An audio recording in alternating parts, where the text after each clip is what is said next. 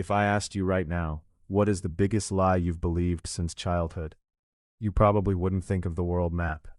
But the truth is, almost every map you've ever seen, in your school books, on your phone, in classrooms, or even in offices, is wrong. Not because of a printing mistake, not because it's outdated, but because mathematically, creating a perfectly accurate map of Earth is impossible. And even stranger, you probably believe Greenland is almost the same size as Africa, when in reality, it isn't even close.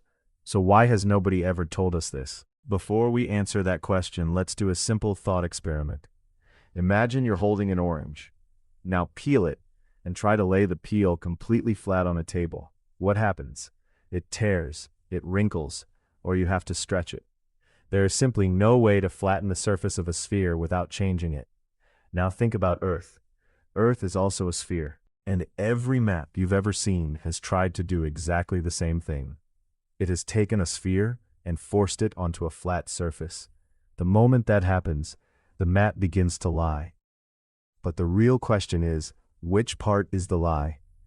Most people look at a world map and assume Greenland is one of the largest landmasses on Earth, because on the map, it looks almost as large as Africa.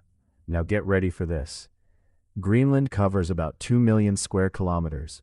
Africa covers more than 30 million square kilometers. That means Africa is almost 14 times larger than Greenland. 14 times. You could fit Greenland inside Africa over and over again, and there would still be plenty of room left. So why do they look almost the same size? The answer lies in the map you've probably seen hundreds of times. The Mercator projection.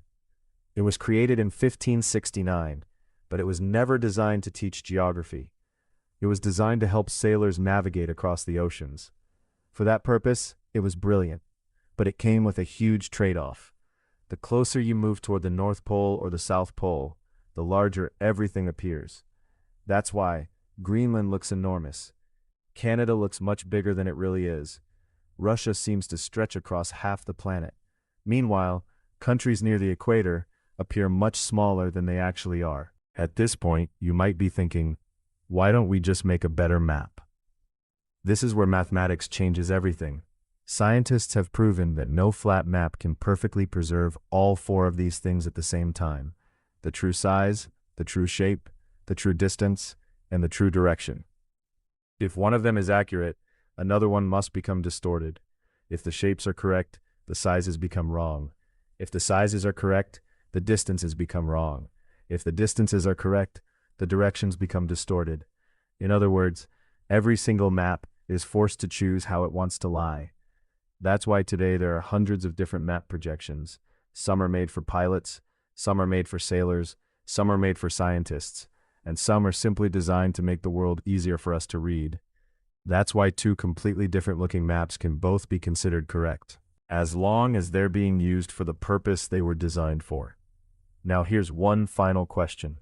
If every flat map is wrong, then what is the most accurate map of Earth? The answer might surprise you: the globe itself. The only model that shows Earth's surface without distortion is the globe. The moment you flatten it onto paper or a screen, you begin losing part of the truth. So the next time you look at a world map, remember this: you're not actually looking at Earth. You're looking at humanity's best attempt to solve an impossible problem. And perhaps the greatest lie in the world wasn't hidden in history books. It has been hanging on classroom walls right in front of us all along. If you enjoyed this video, subscribe, because every week we'll explore another question that millions of people have seen, but almost nobody knows the real answer to. And let me know in the comments, what question should we uncover next?